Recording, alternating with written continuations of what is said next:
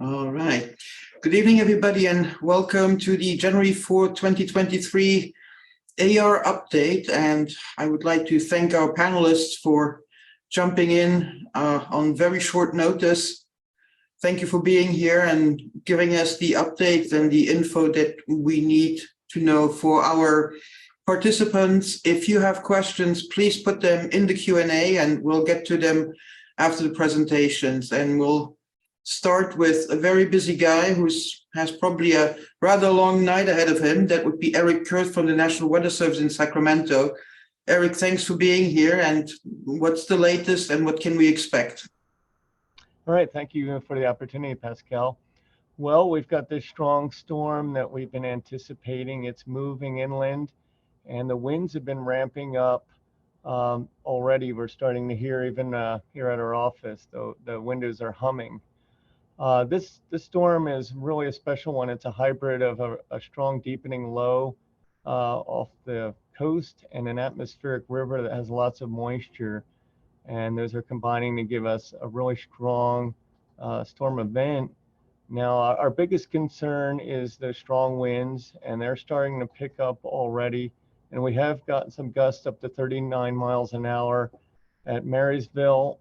And over at Sacramento International Airport, we just got a gust not long ago of 48 miles an hour. So those winds are arriving. Our main concern is these evening hours. Should be peaking right before midnight. And then we could see gusts 45 to 50 miles an hour. Now, a big concern we have is that the ground is very saturated from our previous storm. And then we got some rain earlier this morning, around 1/10 of an inch. To 2/10 of an inch. And just with that wet ground, trees can come down really easily and that can bring power outages or block roads. So I would say people should be prepared for power outages. We're already seeing some of those in the area. So have an emergency kit, flashlight, and just be prepared for that possibility. The high wind warning that we have in effect goes till 4 p.m. tomorrow. So we'll still see some strong winds even after midnight, but they won't be quite as strong as we're expecting later tonight. And then we'll see breezy winds going through the day tomorrow, but the gusts will be more like 25 to 35 miles an hour by Thursday afternoon. And then they'll decrease quite a bit by tomorrow night. Now, the first band of precipitation was with a warm front, and it's more of the lighter rain I mentioned.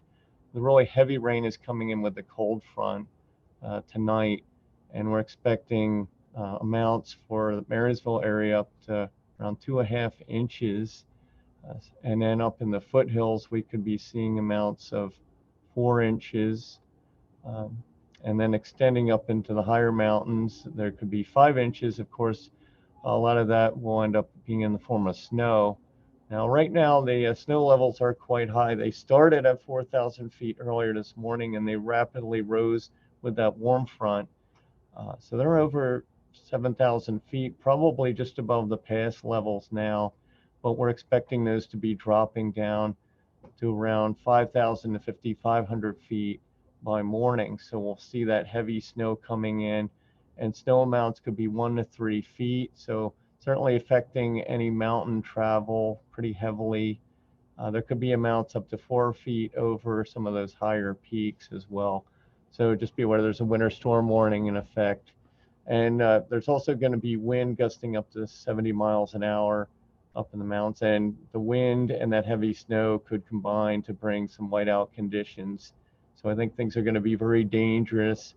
So avoid travel if at all possible up in the mountains. Most of that snow will be above 5,000 feet, and so the lower levels will be seeing mainly heavy rain.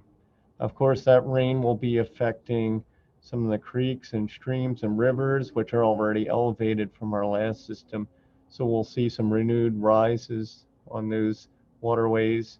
So just if you do live near a river, creek, stream, I would pay close attention and watch for the potential of some local flooding. Right now, we're not anticipating the main stem rivers flooding quite at this point, but we are definitely going to see some more rises on those as well.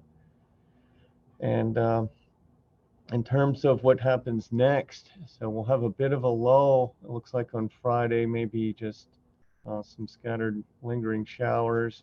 And then we have another system coming in Friday night and Saturday, and then another coming in over through Sunday and Monday. So we have a series of systems. I guess the one good news I would say with the precipitation that we're going to get over the weekend, it's trended down a little bit lower. So right now we're looking at maybe 2 feet of snow and about an inch and a half of rain for the valley.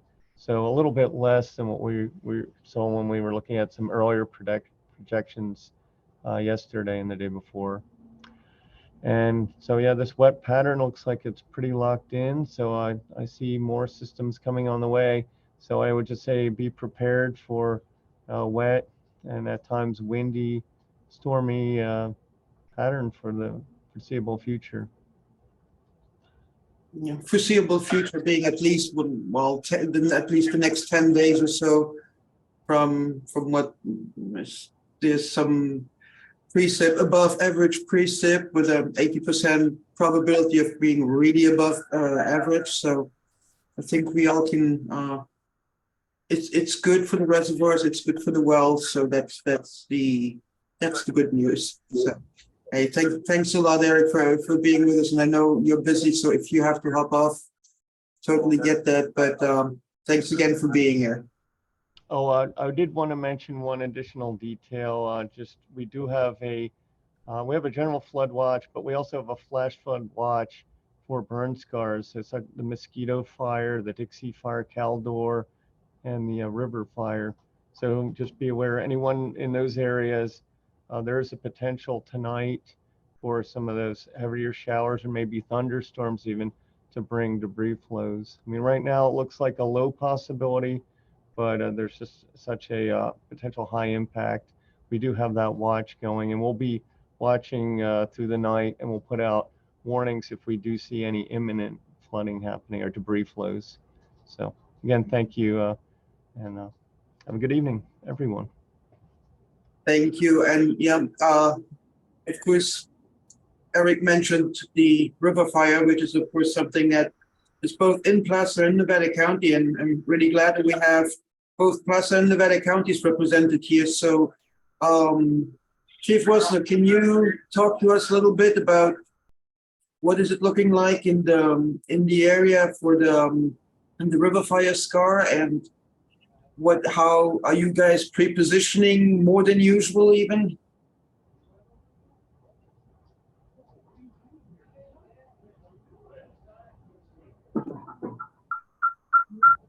Well, thank you for having me, Ryan Woessner, Placer County Fire, Cal Fire. Yes, the burn scar for the river fire, it was, well, as far as how does it look, I don't know how to answer that question, but it was tested all of last year for the events that we had last December, and it was wind tested and water tested again last week. With no reports of debris flows. As far as our staffing, yes, we bolstered our staffing to 4 hand crews. We have 2 utilities with saw teams available, and we have a transport dozer and a dozer tender available. We also have the TRT team that is staffed with Placer County Sheriff's Office and Cal Fire Placer County employees. And so, speaking of Placer County Sheriff's Office, we have up here, and thank you for being here, Sergeant Connors. And what can we expect? I believe Placer County has set up a few warnings, and you guys have been actively messaging what people should and shouldn't do. Can you recap that for us, please? Yeah, so we've been kind of just emulating. I think I've turned years. Again, just kind of throwing it out there for some of it's just common sense, but then a lot of it obviously doesn't happen when people drive around road barricades into flooded roads, want to be the looky-loos. So we're just kind of keep pushing it out there, just to avoid all flooded roadways as possible. Obviously, the burn scar area and the debris flow concerns. I did reach out to Tahoe National Forest. Their Forest Service roads are closed to the public. So there's no recreation or any type of that type going on the Tahoe National Forest roadways that are in that burn scar area. Like Chief said, we do have our dive team kind of on standby, just kind of waiting for calls for service. Last rain event, we had 5 dive callouts for stranded motorists in flooded roadways down in the West Roseville, Lincoln area. So again, it's just constantly pushing out that message to kind of be ready, avoid flooded areas, and just also being aware of kind of your surroundings and going from there. As far as staffing goes, we're kind of on a, we're on a normal staffing level when it comes throughout the night, other than the fact that like our search and rescue and dive teams kind of being on a standby for any events that may happen. And Dave, Placer County OAS, you obviously also are fully prepared. So can you talk a little bit about what OAS, what you guys are doing? Do you have your emergency operations center up and running, and what are you expecting, and what should people, especially in Placer County, what should and shouldn't they do? Sure. So yes, our emergency operations center is activated. We obviously have law and fire here with us. We also have our public information folks with us. We are connected with our local flood control so that they can give us their expert advice and guidance as we watch the stream levels rise, which we expect to happen, of course, over the course of this storm. And then, of course, we are coordinating with PG&E. As we have Weather Service mentioned with the winds, we're obviously going to see a lot of downed trees.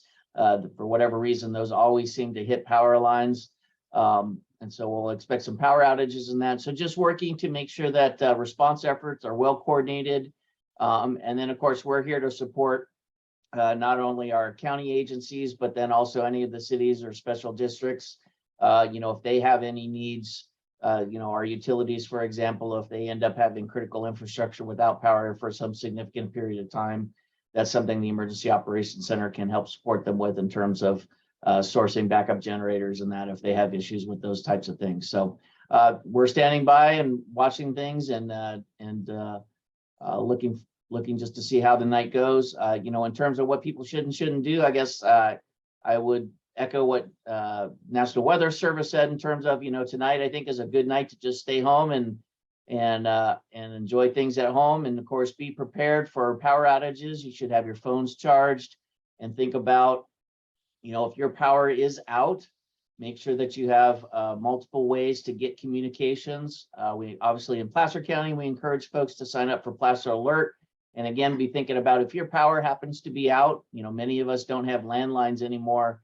Just make sure that whatever device you rely on to get those alerts is charged, and you've got some options for how to keep that power, throughout the night and tomorrow. And then always, if you do have an issue and it's life-threatening, encourage you to call 911. And if it's non-life-threatening, and I see Lindsay here, I always appreciate their partnership. We have 211 standing by to assist those who have information requests or just need some general assistance.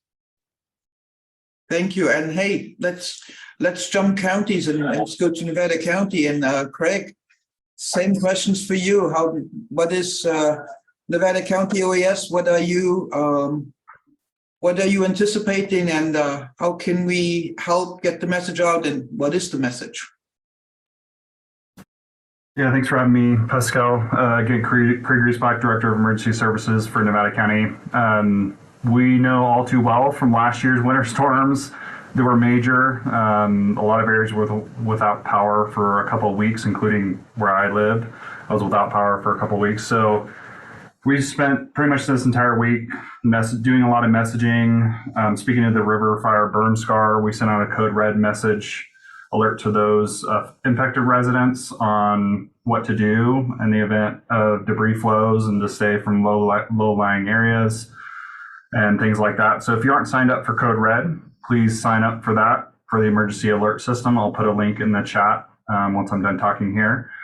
And really just messaging to all of our partners. We've been in communication with PG&E, CAL FIRE, our schools. We'll be meeting with them early tomorrow morning to talk about potential school closures if that's needed. Really, a lot of this is about preparedness. Making sure your vehicle has fuel, making sure you have fuel for your generator. Check on your neighbors. I will tell you, being without power for 2 weeks in my neighborhood, it was a lot easier knowing my neighbors and helping each other out, sharing fuel, sharing refrigerators when needed, things like that. So your neighbors are oftentimes your best resource. Stay tuned to some of the reliable resources for media. So Ubinet, KNCO, KVMR, our OES Facebook page, things like that. Make sure you have groceries for at least 72 hours in the event that you're either stuck at home or can't get out because of downed trees or things like that. Ensure you have a secondary way to heat your home. That's really important. That's something we really saw last year. People running out of propane early, and so make sure you reserve some capacity for your fuel tanks and get those filled as soon as you can. If you have wood heat, make sure you have dry wood that you can burn.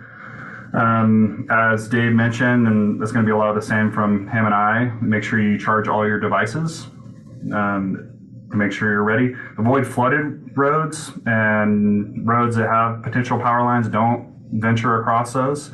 There's a way to report those, and I'll put those links in the chat as well to where you can report those on publicly maintained roads.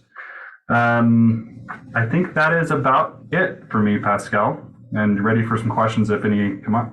Yep, thank you. And of course, we have the alternative to 911 with us, which is 211.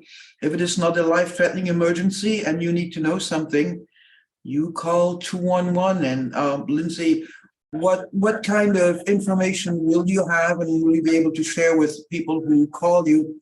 And if they are not on the landline, how can they reach 211? Certainly. Yeah, so we have, we're in contact with both counties' Office of Emergency Services. We have all of the information that's been vetted and sent out by the county. In addition, we've stood up a winter weather resource webpage that's accessible at 211connectingpoint.org. Banner at the top of the page that says winter weather resources. It has some tips around what to do, how to prepare, what to do if you're in certain situations. In addition, if you do not have access to a landline and you cannot dial 211 or alternatively 833 dial 211, you can text us, and you do so by texting your zip code to 898-211. You'll be connected with a live agent who can assist you immediately over text and instant message. So we're able to help with all of the information around general basic needs such as food, shelter, the usual stuff. But in addition, in particular, people who may be medically impacted and without power, we are able to get you escalated and potentially get some help in the way of, alternate power sources, whether it's hotels or, vouchers, that type of thing.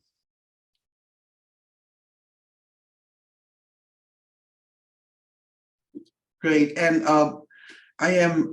normally I am not a PowerPoint fan, but I have like 3 slides from with information that we have from Caltrans, from PG&E, and from NID.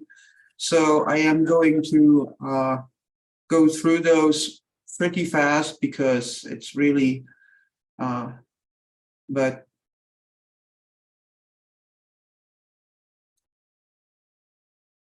okay, so atmospheric rivers, when it rains in ARs, because atmospheric rivers, here's Caltrans sent some key points through.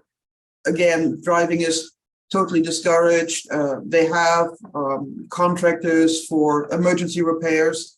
And of course, you should check out the Caltrans quick map for all the road conditions and chain requirements. But again, that's only for the highways. So for the local roadways, that is your public works and your Office of Emergency Services that will put out that information, so stay tuned for all that.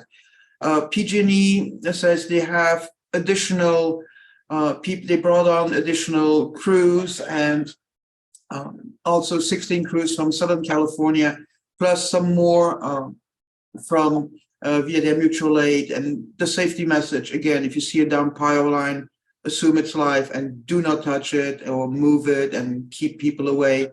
And then please just report it. NID, Nevada Irrigation District, has taken some of the measures also for the river fire area. And also they want you to know Rollins is full and spilling, but the flows are high, but they are not dangerous, but you use caution. And then increasing releases in Deer Creek below Scotts Flat, so especially in the Nevada City area.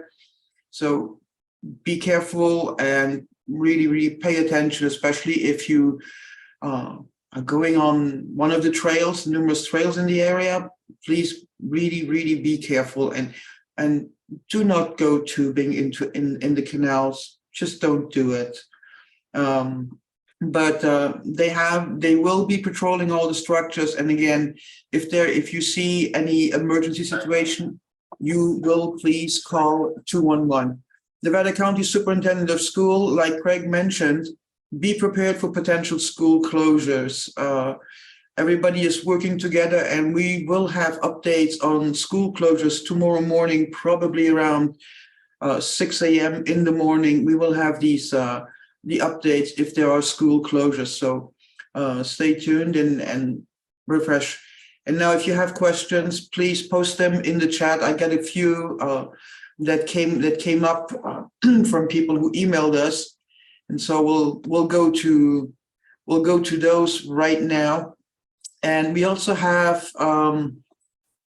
Trisha Tillotson, Nevada County CDA Director, and Trisha, video notwithstanding, could you give us a little bit of an update about what the Public Works and also maybe some of the safeguards, especially when it comes to drainage pipes, etc.? Sure. Thank you, Pascal, and apologies, my camera conked out right when I started the the webinar.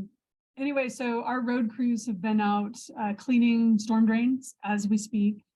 They've been doing that all week in preparation for the storm. We're also prepared to remove trees if they fall, address any landslides next to roadways, that type of thing. At the same time, we are up plowing in the higher elevations. And so I did want to remind folks, Donner Pass Road specifically off of I-80 will be closed if it's dangerous between Sugar Bowl and Donner Lake. So just keep that in mind. I know that's a popular detour. And then traffic up there has been very challenging for folks. So just a reminder, if you're traveling in the high country, make sure you have the proper equipment, 4-wheel drive or carry chains. And then, of course, I'll put in the chat information on how to contact Public Works directly if you notice any road issues requiring attention. Of course, if it's a true emergency, call 911, and you can also call 211 if it's urgent. Thank you. Thank you, Trisha. And one of the questions that I got from a lot of people, both in Placer and Nevada counties, is when will we know when the worst of the storm is over? And I think we heard Eric that it will be tapering. The high winds will taper off after midnight, but at the same time, you have to be prepared for still winds to go on, and also for road conditions with down trees and down power lines. And I really would like to for you guys to repeat the safety information. Normally, I say, if you don't have to be on the road, just stay off the road, stay home if you can. And I think that was also the message that came out of the Cal OAS briefing that was this morning. It was like, if you can stay home, do that. But can we have some really practical hints and tips that people can do now? Because maybe now it's maybe a little too late to run out and get supplies. But if you're home now, what can you do?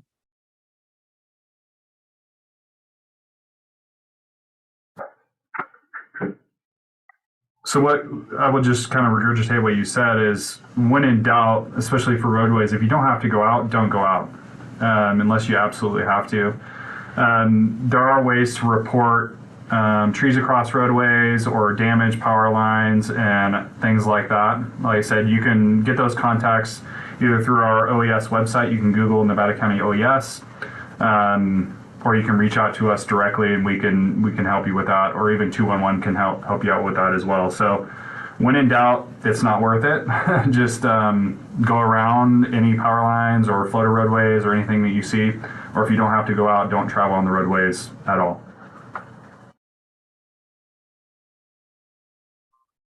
In the sheriff's, so we've been working on the Placer Ready dashboard. So it's a good one-stop shop for information about the weather, kind of what's going on, roadways. There's kind of a map that people can look at to see what's happening with what roads are closed. And that way they know if they do have to leave, they know what to avoid. But like say what Craig's saying, staying off the roadways as much as possible. But if you want real-time information as far as on the Placer County side, is to visit that Placer Ready dashboard. If you enter that into your search engine, it'll go right to it. The other thing I'll add, Pascal, sorry that I didn't as well. If they're home, something you do, charge all your devices. I know I have 3 boys at home. I charge all their devices, their laptops, their tablets, everything that they have to entertain them and have communication if they need to.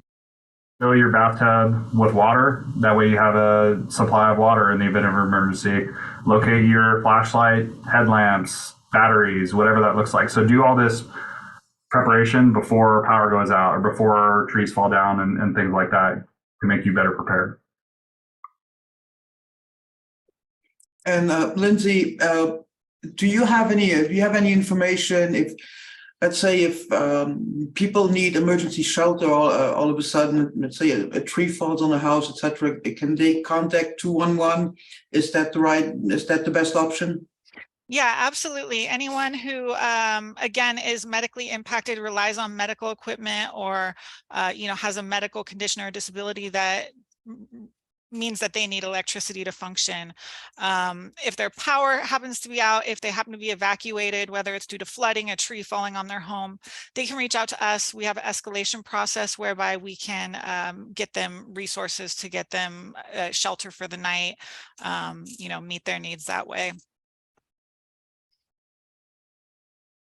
And again, 211 works it works anywhere in California, and when you call, you will be connected to the closest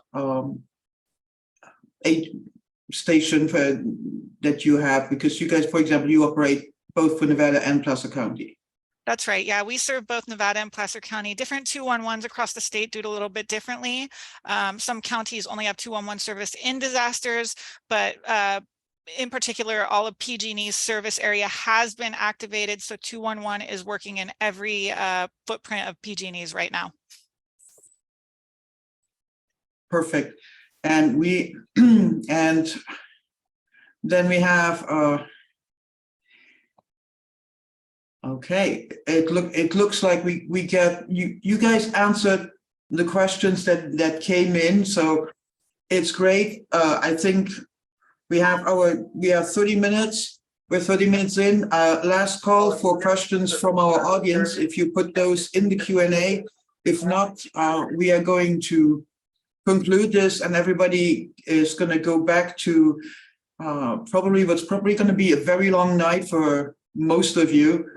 And thanks again for being here. And with that, I'm not seeing any questions. So thank you for being here, and we will, if needs be, if there's something major, we'll do another one tomorrow. But if not, everybody stay safe, stay warm, stay dry. Goodbye.